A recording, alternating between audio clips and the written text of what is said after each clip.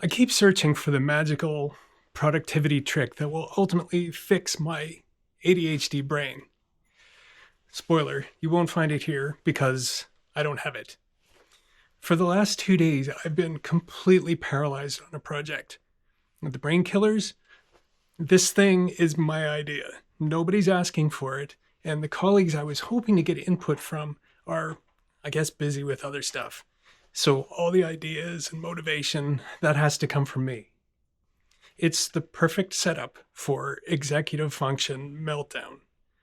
Yesterday, after listening to my kid debrief about school when he got home, and I appreciate that this is a rare level of sharing from a teenager, and I love it. And knowing I had a little bit of time before starting to make dinner, I snuck back to my desk.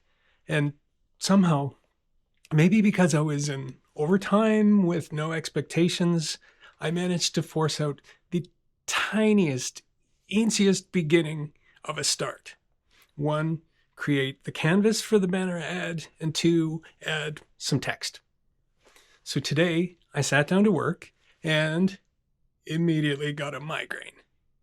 Half my vision was blanked out. So I took some painkillers, I made some wickedly strong coffee, and I took the dog for a walk.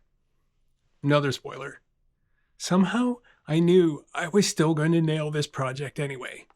And when I finally sat back down at my desk, I did.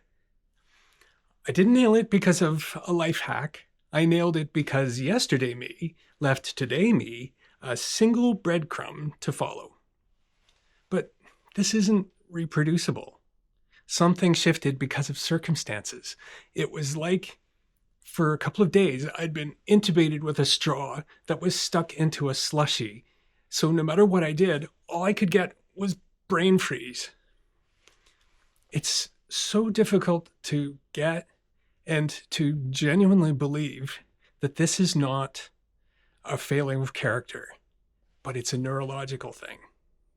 White-knuckle willpower, thinking the right thoughts, performing the right sequence of tricks. Just when I think I've found something that works, it stops working. Medication didn't help. At first, Vyvanse was a miracle. It was like I'd been living in a wind tunnel and suddenly somebody shut it off. Everything was easy. But within a year, it had no effect other than making me constantly anxious, obsessive, and irritable. And it ruined my speaking voice. So that wasn't the answer either.